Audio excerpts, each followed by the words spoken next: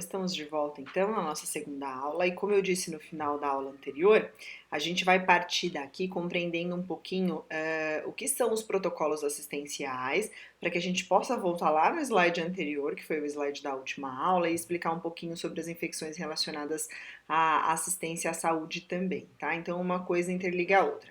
Eu trouxe para vocês aqui um conceito, na verdade, do que são os protocolos assistenciais, tá? E aí eu acredito que assim a gente consiga prosseguir. Então, lá, protocolo é um conjunto de informações, decisões e normas, né? Também de regras definidas a partir de um ato oficial. O que é isso?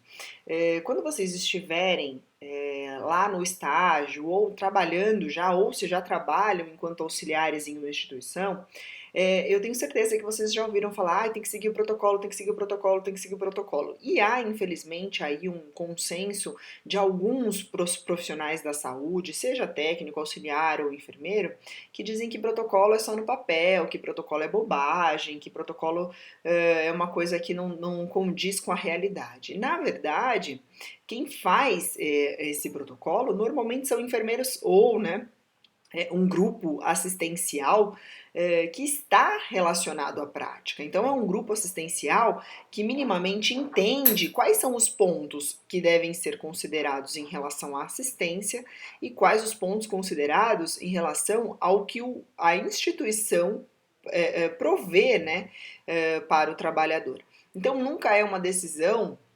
Isso só preciso que vocês estejam com isso claro, que nunca é uma decisão de uma pessoa só. Então não é porque a pessoa achou aquilo interessante que foi montado um protocolo para aquilo, né? Na verdade, o protocolo ele é uma reunião de pessoas, e aí pessoas normalmente relacionadas à assistência, que determinam o que pode ser mais seguro para o paciente diante daquelas condições que aquele hospital tem, tá? Então aqui, ó, ou seja, os protocolos assistenciais são instrumentos que promovem a padronização das condutas multiprofissionais, seja médico, enfermeira, nutrição, fisioterapia, entre outros. Então, colocando o porquê que existe, né? Para que existe o protocolo, é para que todo mundo consiga ter uma diretriz de assistência.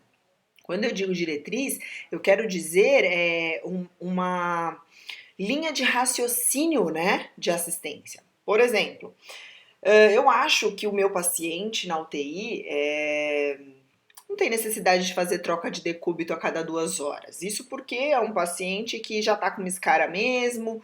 E outra coisa, eu tô sem tempo, porque eu estou cuidando de mais pacientes do que eu deveria, né? Então vejam, é uma linha de raciocínio. Agora já existe outra linha de raciocínio de outro funcionário que fala assim, ó, não, de 2 em 2 horas não, e existem estudos que falam que os pacientes podem trocar de decúbito a cada 4 horas, né? Então eu vou trocar 2 vezes no plantão, que se aproxima aí do valor de 4 horas, né? Do tempo de 4 horas. Então eu não preciso trocar a cada 2 horas, como dizem por aí. Não, os estudos por aí dizem que a cada 4 horas tá de bom tamanho a troca de decúbito do paciente. Vejam que são linhas de raciocínio diferentes para a mesma coisa. E é justamente para alinhar estas expectativas, para alinhar estes raciocínios que serve o protocolo. Então, o protocolo, veja, essas duas pessoas trabalham na mesma instituição. E o protocolo vai vir justamente para dizer assim: olha, para o perfil de pacientes que nós temos, foi feito uma análise e um estudo relacionado a isso, e identificou-se a necessidade de realizar a troca do decúbito a cada 2 horas. Então, veja, eu tenho uma justificativa para apresentar ao colaborador, ao funcionário, e dizer assim: olha, é imprescindível para o público que nós atendemos que seja feita a troca do decúbito a cada 2 horas. Por que eu estou explicando dessa forma para vocês? Porque não é incomum a gente estar lá na prática e ouvir o funcionário falar assim, ó, mas por que você faz a troca de decúbito a cada 2 horas? Porque o protocolo diz. Vejam, não é só porque o protocolo diz, né? É claro que o protocolo, como eu disse, ele alinha as nossas ações. Então, ele vai alinhar a minha ação enquanto técnica, a sua ação enquanto técnica, estando nós trabalhando na mesma instituição. Mas Existe um porquê, e é isso que eu quero que vocês comecem a entender.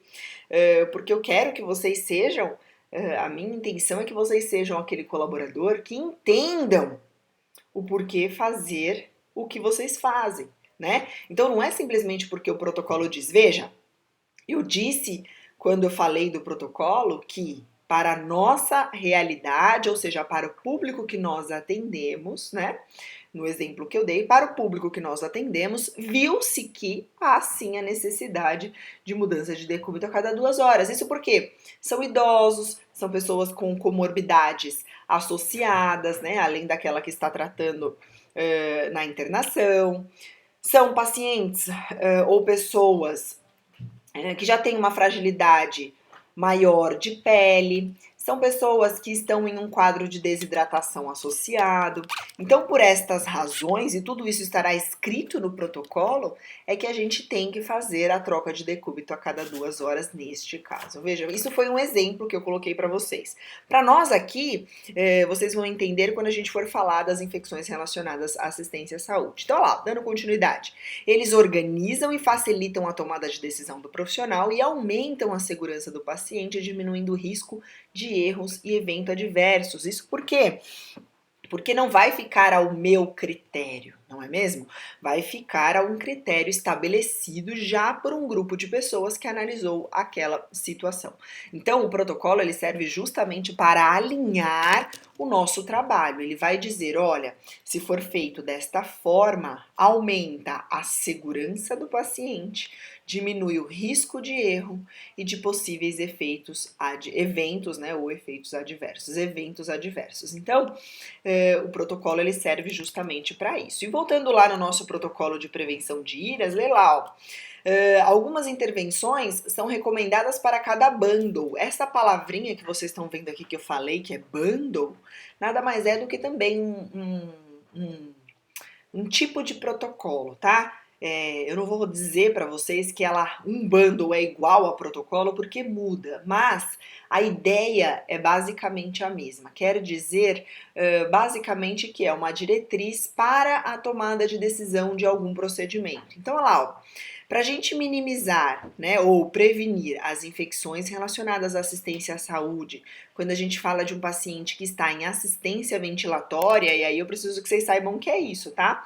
Assistência ventilatória significa que o paciente está com algum aporte de ventilação, ou seja, paciente entubado com necessidade de ventilador mecânico, tá? Não é simplesmente um paciente, por exemplo, que está com oxigênio terapia, por exemplo. Que está com oxigênio no nariz, aquele catéterzinho. Não, é um paciente que necessita de uma ventilação mecânica. Olha o nome, assistência ventilatória, não oxigenoterapia simplesmente, tá?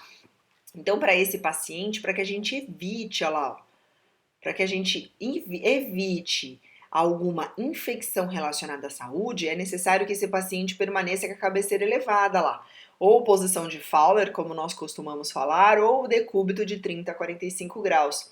Também é necessário que, mesmo que o paciente não fale e não se alimente por boca, que a gente faça a higienização com um antisséptico aqui, ó. Esse daqui é um antisséptico chamado clorexidine, certamente vocês já viram isso no bloco do auxiliar. E aí vejam, eu estou falando de um protocolo específico para esta instituição, então este é um exemplo. Por que eu estou frisando isso? É possível que na instituição ou onde vocês trabalham ou onde vocês farão estágio que não seja assim. Mas nesta instituição, né, de onde eu tirei este protocolo, foi determinado que seria necessário fazer essa higienização com clorexidine. É necessário fazer uma profilaxia de trombose. O que é isso?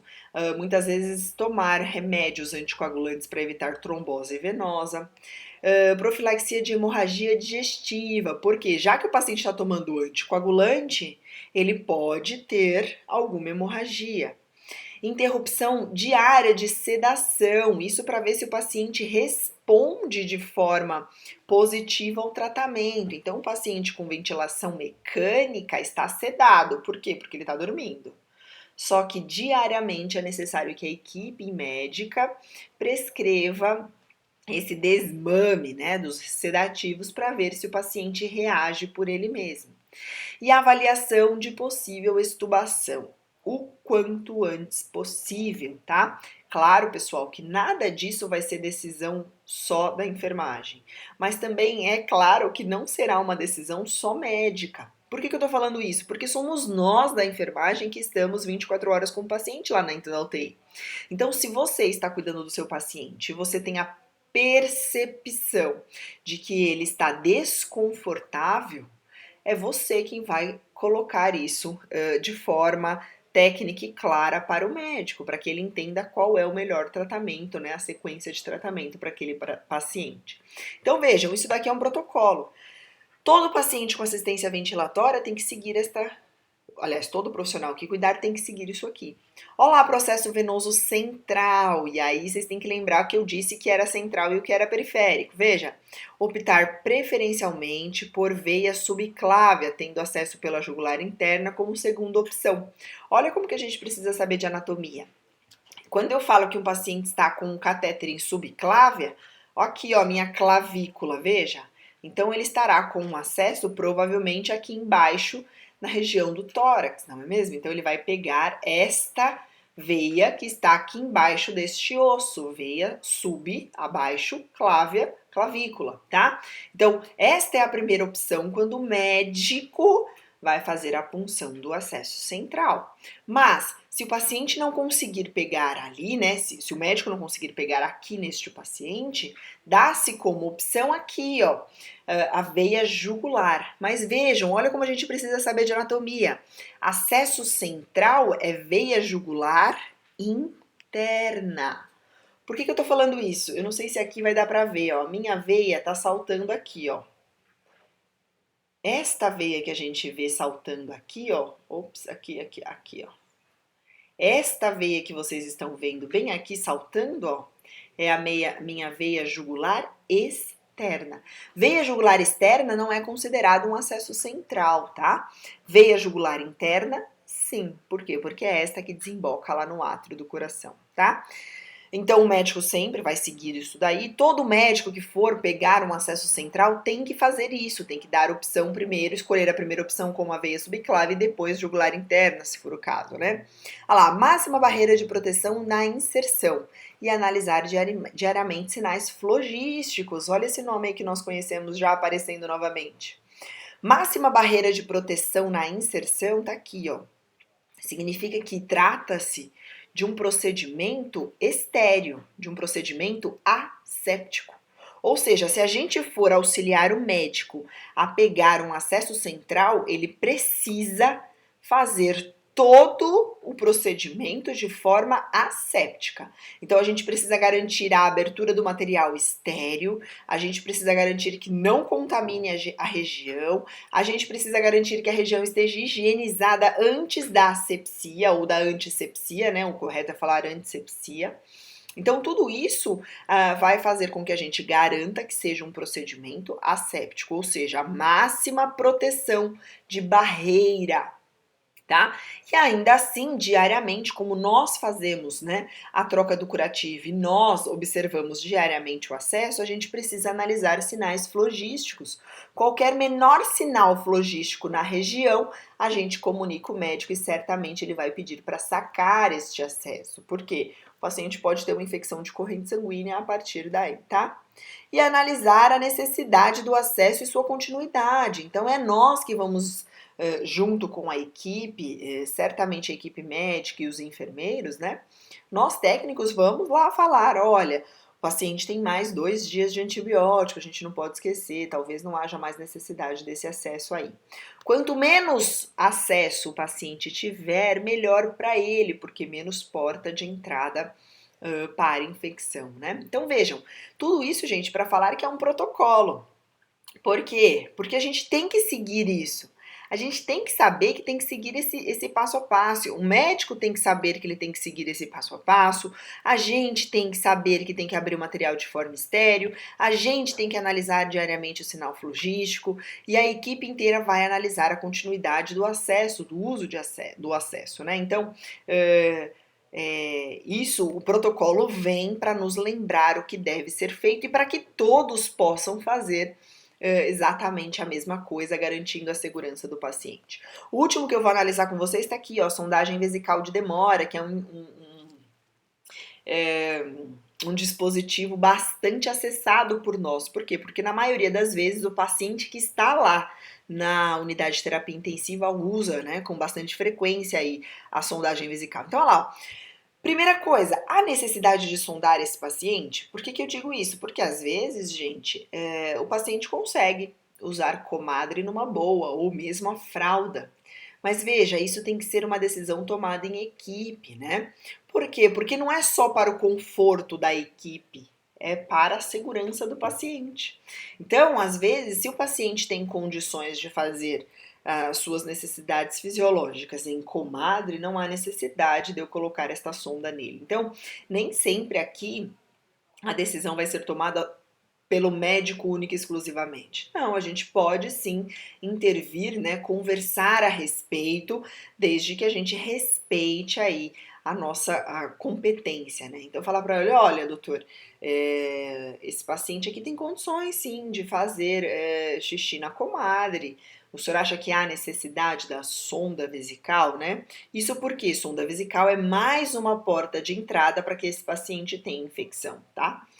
Máximo cuidado na inserção. Então aqui, ó, é claro que não somos nós técnicos que vão passar a sonda. Afinal, o Corém já tirou, né, da competência do técnico esta função. Essa função ela é exclusiva do enfermeiro. Então somente enfermeiro ou médico, né? Mas falando da categoria da enfermagem, somente o enfermeiro pode fazer a sondagem vesical de demora, mas o técnico e o auxiliar e agora vocês que já são técnicos, né, serão técnicos, vocês auxiliam na abertura do material.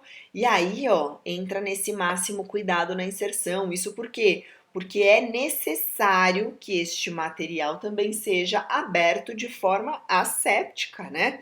Então também é um procedimento considerado procedimento estéril. Então por essa razão é que nós técnicos, né, vocês técnicos têm um papel fundamental aí. Porque vocês vão abrir o material e qualquer coisa que saia fora ou que contamine tem que ser visto por vocês nesse momento, né? Além, lógico, da higienização. Então, antes de passar a sonda, é necessário que a região esteja higienizada. Então, eu preciso fazer uma higiene íntima antes de realizar a sondagem. E quem pode fazer a higiene íntima? Os técnicos mesmo. Não há necessidade do enfermeiro fazer a higiene íntima, tá? Manter a fixação adequada. A fixação garante que aquela sonda vesical não seja tracionada, ou seja, a gente não puxe e isso não lesione o canal vesical do paciente, né? Higienização diária, gente. Não é porque o paciente faz xixi pela sonda que não tem que ser diariamente realizada a higiene íntima, tá? A higiene íntima não deve ser realizada só se o paciente apresentou evacuação, já que o xixi está indo pela sonda. A higiene íntima ela tem que ser realizada assim como o banho, né? Então, a gente se sujando ou não toma banho todos os dias. O paciente fazendo xixi ou não por vias naturais, ele tem que ter higiene íntima diariamente, tá? E aí, se o paciente tiver, por exemplo, com um quadro de diarreia, né? Há a possibilidade de contaminação, porque a diarreia, principalmente em fralda, acaba invadindo ali a região perineal. Então, há maior necessidade de higiene ainda, né? Aliás, ainda uma maior necessidade de higiene. Então, é necessário que seja feito até mais que uma vez, tá? Avaliar a continuidade da sonda, a mesma coisa. As sondas nos pacientes, elas são a favor do paciente, não a favor somente da equipe, né? Então, às vezes, o médico indica. Vou contar uma coisa para vocês, só para que vocês entendam por que eu tô falando isso. Muitas vezes o médico indica a retirada da sonda e a equipe fala, ai doutor, deixa só mais um dia porque nós estamos com pouco funcionário e aí eu não vou ter condições de atender esse paciente todas as vezes que ele chamar. Veja, isso é errado, né? Isso é antiético, isso é contra a segurança do paciente, né? Por quê? Porque mais um dia de sonda, por exemplo, pode significar para o paciente a contrair uma infecção de trato urinário, né? Então, nós não devemos jogar contra o paciente, tá? Nós devemos jogar a favor dele. Então, o dever de ter mais funcionários é da instituição. E quem não pode pagar o ônus é o paciente, tá?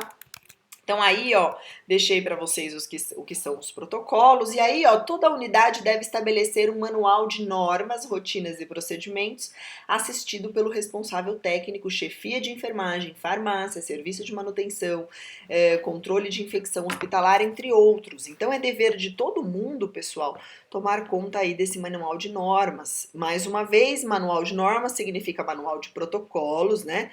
Protocolos assistenciais, isso porque a necessidade de todas as pessoas fazerem a mesma coisa. Essa é a intenção, digo e repito, essa é a intenção e a função de um protocolo assistencial. Então, existem protocolos médicos, olha lá, protocolos de procedimentos médicos, de processamento de artigos e superfícies, controle de manutenção de equipamentos, biossegurança, de todos os procedimentos da enfermagem, protocolo de sedação e analgesia, uso seguro de medicamentos potencialmente perigosos, inserção de catéter central, protocolo de queda, carro de emergência, prevenção e tratamento de úlcera por pressão e planejamento de óbitos. Vejam que aqui a gente consegue ver que todas as ações de enfermagem, as ações médicas e até da manutenção do hospital, da manutenção predial ou de equipamentos, por exemplo, tem aí uma diretriz a ser seguida, né? Então, tem um protocolo que pode ser utilizado, que deve ser utilizado para que todo funcionário faça da melhor forma possível, certo? Então, pessoal, eu vou deixar aqui para vocês essa ideia do protocolo. Eu vou finalizar esse vídeo aqui só para ficar de novo separado, tá? Para que se vocês tiverem a necessidade aí de assistir só sobre protocolos, fique mais fácil e o vídeo fique mais curtinho, tá? Assim não fica tão maçante. E aí eu venho no próximo vídeo falando para vocês aqui, ó, do fluxograma de atendimento de pacientes na UTI. A gente já vai entrar basicamente aí no atendimento ao paciente na UTI, tá? Então, só para reforçar mais uma vez, o protocolo, ele é uma linha de raciocínio a ser seguida, então todo profissional tem que saber onde está e tem que ter acesso a esse protocolo durante o seu atendimento. Porque se eu tiver, por exemplo, uma dúvida de como eu faço para fixar um acesso venoso, o protocolo vai me dizer isso. Então, eu tenho que ter condições de acessar esse protocolo para que eu não tenha dúvidas da minha assistência. Então, não é simplesmente achar que eu devo fazer desse jeito, não. Eu devo recorrer ao protocolo para que a minha assistência seja a mais segura possível para o paciente, certo? Então, a gente se vê já no próximo vídeo, pessoal.